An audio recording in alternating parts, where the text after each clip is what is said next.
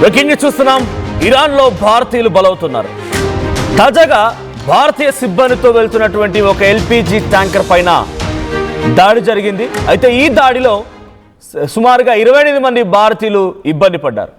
Hormuz జలసంధి సమీపంలోని Iran ప్రాదేశిక జలాల్లో, అంటే ఇరాన్కి సంబంధించినటువంటి వాళ్ళ అండర్లో ఉన్నటువంటి ఆ వాటర్లో మొజాంబిక్ జెండాతో ప్రయాణిస్తున్నటువంటి ఎంటీ దిశ అనేటువంటి ఒక ఎల్పీజీ ట్యాంకర్పై అటాక్ జరిగింది.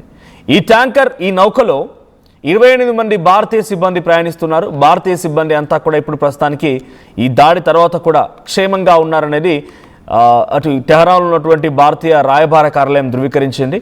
అయితే సంబంధిత అధికారులతో ఇండియన్ ఎంబసీ కూడా సంప్రదింపులు జరుపుతోంది. దాడికి పాల్పడింది ఎవరిన దానిపైన ఇంకా క్లారిటీ లేదు. హోర్ముజ్లో ఉద్రిక్తతల నేపథ్యంలో వాణిజ్య నౌకల ప్రయాణానికి ముప్పు వాటిల్లింది. గత శనివారం బ్లాక్ సీ గుండా వెళ్ళేటువంటి ఎంబీ ఒమో ఆర్ఎఫ్ఐ అనేటువంటి ఒక వాణిజ్య నౌకపై జరిగినటువంటి దాడిలో ఒక భారతీయుడు చనిపోయాడు. ఇక వరుస దాడులతో భారతీయ నావికుల్లో కూడా ఆందోళన వ్యక్తమవుతుంది. ఒకసారి ఆ ఎంటీ దిశ అనేటువంటి ఆ నౌకపై జరిగినటువంటి దాడికి సంబంధించి ఆ దృశ్యాలు చూద్దాం.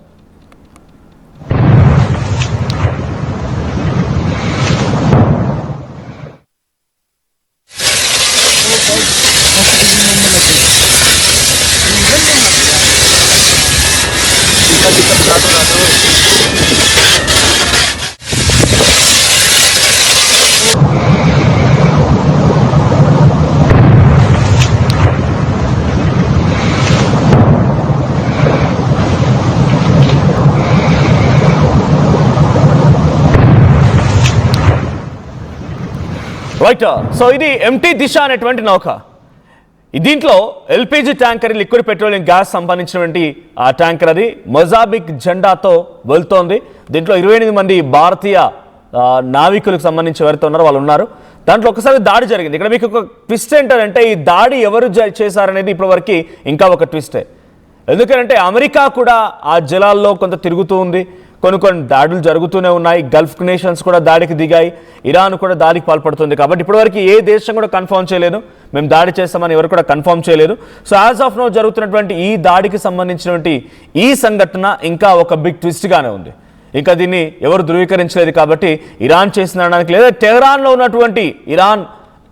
ఉన్నటువంటి భారతీయ రాయబార కార్యాలయం నుంచి మాత్రం ఒక ప్రకటన వచ్చింది. 28 మంది సేఫ్గానే ఉన్నారు. సో మరి ఏం జరిగింది ఇక్కడ అనుకున్నప్పుడు ఒకసారి డీటెయిల్స్లోకి వెళ్తే మొజాంబిక్ జెండాతో వెళ్తున్నటువంటి ఈ ఎల్పీజీ ట్యాంకర్ పైన ఇరాన్ జలాలలో, అంటే మీరు గమనిస్తే ఒక 6 లైన్ హైవే ఉందనుకోండి. సో ఇరువైపులా ఏ రకంగా అయితే మనం వెళ్ళాల్సిన వాళ్ళు వచ్చే వాళ్ళు ఎట్లాగైతే ఉంటారో సేమ్ స్ట్రైట్ ఆఫ్ హార్ముజ్ దగ్గర కూడా వెళ్ళే నౌకలు వచ్చే నౌకలకు సంబంధించి ఒక సపరేట్ రూట్ ఉంటుంది. దానికి ఒక నావిగేషన్ సిస్టమ్ ఉంటుంది. సో ఆ రకంగా వెళ్తున్న సమయంలో ఇక్కడ దాడి జరిగింది ఓ ట్యాంకర్ పైన. సో మోస్ట్లీ ఈ ట్యాంకర్స్ యొక్క రవాణా ఎటువైపు నుంచి జరుగుతుందని అంటే ఎక్కువగా నియర్ బై ఓమన్ వైపుగా ఎక్కువగా ఉంటుంది. అంటే Strait of Hormuz it's division between Iran and Oman, ఈ రెండింటికి సంబంధించినటువంటి దేశాల మధ్యలో ఉండేటువంటి ఆ జలసంధి అది. సో ఎక్కువగా ఆ ట్యాంకర్లు వెరీ నియర్ టువర్డ్స్ ఓమన్ జలాల వైపు నుంచే ప్రయాణిస్తూ ఉంటాయి. సో ఇక్కడ పేలినటువంటి ఈ ట్యాంకర్కి సంబంధించిన విషయంలో మాత్రం తమ ప్రాదేశిక జలాల్లోకి ఎంట్రీ ఇచ్చింది అనే రకంగా ఇరాన్ చెప్తూ ఉంది. కానీ అటాక్ చేసింది మాత్రం మేం కాదు, ఇది ఇరాన్ మా చెప్తున్న మాట. ఇంకోవైపు మొన్న బ్లాక్ సీలో కూడా ఒక నౌకని పేల్చేసే ప్రయత్నం ఇరానియన్స్ చేశారు. సో ఆ బ్లాక్ సీలో పేలినటువంటి నౌకకు సంబంధించిన సంఘటనలో ఒక భారతీయుడు కూడా చనిపోయాడు. సో ఎల్పీజీ ట్యాంకర్లు అత్యంత ప్రమాదకర పరిస్థితిలోనే cargo tanker puncture and gas leak, ignition ఇవన్నీ కూడా ప్రస్తుతానికి ఒకసారిగా బ్లాస్ట్ అయ్యే అవకాశం ఉంది. సో కార్గో ట్యాంకులు ఇప్పటి వరకైతే ఈ సంఘటనలో ఈ ఎంటీ దిశ అనేటువంటి ఈ నౌకపై దాడి జరిగిన దాంట్లో మాత్రం చాలా సేఫ్గా ఎటువంటి భారీ పేలుడు సంభవించలే, అగ్ని ప్రమాదం కూడా సంభవించలేనట్టు తెలుస్తోంది. ఇరాన్ పోర్ట్ మరియు సముద్ర భద్రతా అధికారులు తక్షణంగా అక్కడికి చేరుకున్నారు. నౌక యాజమాన్యం మరియు మేనేజ్మెంట్ కంపెనీతో ఎప్పటికప్పుడు కమ్యూనికేషన్లో ఉన్నారు. సో భారత ప్రభుత్వం ఏం చేసింది మరి ఈ యాక్షన్ తర్వాత అంటే ఇరాన్తో సంప్రదింపులు జరిపింది, ఆ నౌకకు సంబంధించి మేనేజ్మెంట్తో సంప్రదింపులు జరిపింది, మా భారతీయులు ఎలా ఉన్నారనే క్వశ్చన్ చేసింది, సిబ్బంది ఆరోగ్య పరిస్థితిపై నిరంతరంగా పర్యవేక్షిస్తోంది కూడా. మరి దాడికి బాధ్యులు ఎవరంటే ఇప్పటివరకు నో కన్ఫర్మేషన్. ఇరాన్ చేసిందా, అమెరికా లేదా ఇతర ప్రాంతాల నుంచి ఏం జరిగిందనేది ఇంకా మాత్రం ఒక క్వశ్చనే. ఏ ప్రభుత్వము ఏ అంతర్జాతీయంగా ఏ కథనం కూడా దీనిపై ఇంకా క్లారిటీకి అయితే రాలేకపోతున్నాయి. సో జూలై 24 హార్ముజ్ సమీపంలో ప్రయాణిస్తున్నటువంటి ఎంటీ దిశ అనేటువంటి ఆ నౌకపై దాడి జరిగినట్టుగా తొలిసారిగా ఇన్ఫర్మేషన్ వచ్చింది. సో ఆ రోజే నౌక భద్రత తనిఖీలు ప్రారంభమైపోయే ప్రోటోకాల్ అమలు జరిగింది. తర్వాత టెహరాన్లో ఉన్నటువంటి భారత రాయబార కార్యాలయాన్ని కూడా భారత ప్రభుత్వం సంప్రదించింది. తమ యొక్క నావికుల పైన ఎటువంటి పరిస్థితి ఉంది, వాళ్ళ రక్షణ గురించి ఆరాధించింది. ఇక ఎప్పటికప్పుడు దీనిపైన కంటిన్యూస్ మానిటరింగ్ కూడా జరుగుతున్నట్టుగా Indian embassy situated in Iran వాళ్ళు చెప్తున్నమాట. సో అసలు ఈ దాడులు ఎందుకు జరుగుతున్నాయి అనుకున్నప్పుడు నావిగేషన్ రాడార్ని తప్పించుకొని మాపై అటాక్ చేయడానికి వస్తున్నారనే రకంగా ఇరాన్ భావిస్తోంది. కాబట్టి స్పీడ్ బోట్ల సహాయంతో కొంతమంది అటాకర్స్ని సిద్ధం చేసి అక్కడ అటాక్ చేస్తుండాలి. లేదంటే సీ మైనర్స్ అంటే సముద్రం లోపలే బ్లాస్ట్ అవ్వడానికి కారణమయ్యేటువంటి కొన్ని సీ మైన్స్ని ఏర్పాటు చేసింది ఇరాన్ గతంలో. కాబట్టి అది కూడా ఒక కీలకమైనటువంటి విషయంగా చూడాలి. సో ఇప్పుడు మరి ఈ అటాక్ సంబంధించి ఇంకా ఎవరు ధృవీకరించలేదు కాబట్టి ఎటువంటి ప్రమాదంలో ఎటువంటి మరణాలు సంభవించలేదు. అలాగని చెప్పి దాన్ని సేఫ్గా వచ్చినటువంటి దాఖలాలు కూడా లేవు. కాబట్టి మరి ఎవరు ధృవీకరిస్తారు దీన్ని?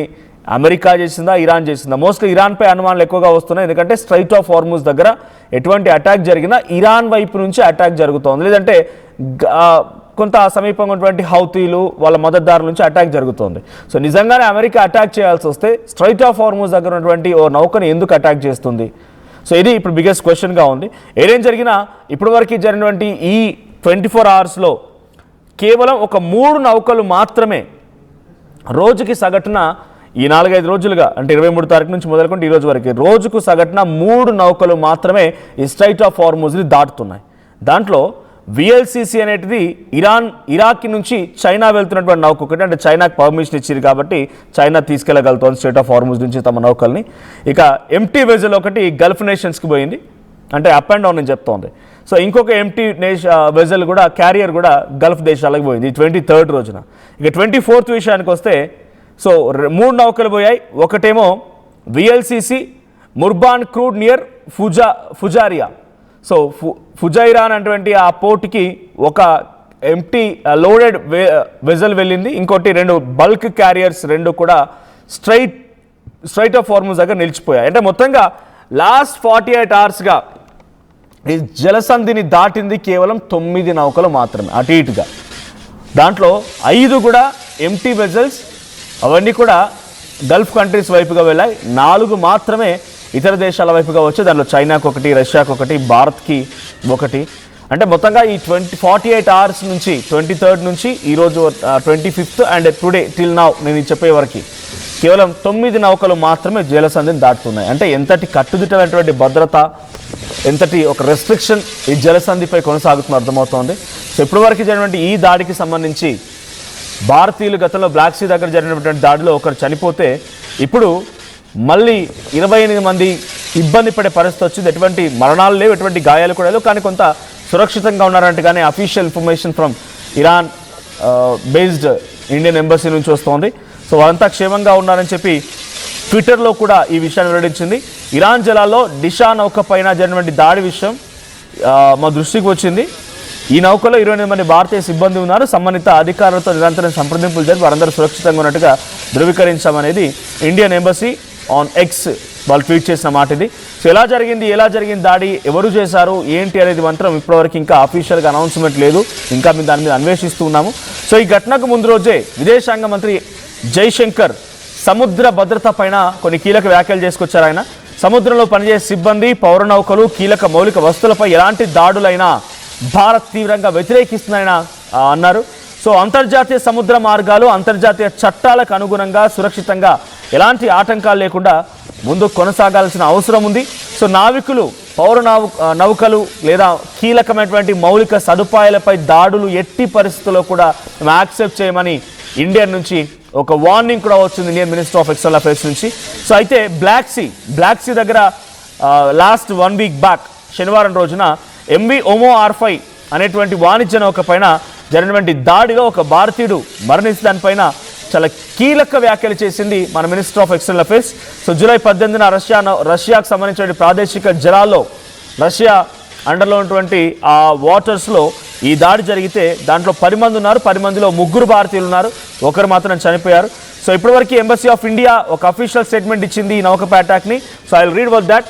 The Embassy of India in Tehran is aware that Mozambique flagged LPG tanker Disha came under attack in Iranian territorial waters earlier today. So the vessel had 28 Indian crew members on board. The embassy has been in close contact with the relevant authorities and has been confirmed that all Indian crew members are safe. The embassy continues to monitor the situation closely and remains in touch with the concerned authorities. ఇది అఫీషియల్గా Indian embassy from Tehran నుంచి విడుదలైనటువంటి ఒక లేఖ. So ఇప్పటివరకైతే అంతా safe, but జలసంధి మళ్ళీ చాలా ఉద్రిక్తత పరిస్థితి మధ్యలోనే ఆ స్ట్రైట్ ఆఫ్ హార్మూజ్ మొత్తం కొనసాగుతుంది. కాబట్టి ఇప్పుడు మళ్ళీ ఒక భయానకమైన వాతావరణం మొదలయ్యే అవకాశం ఉంది. ప్రపంచ దేశాలన్నీ కూడా ఆయిల్ కొరతతో మరింతగా ఇబ్బంది పడే అవకాశం కనబడుతుంది.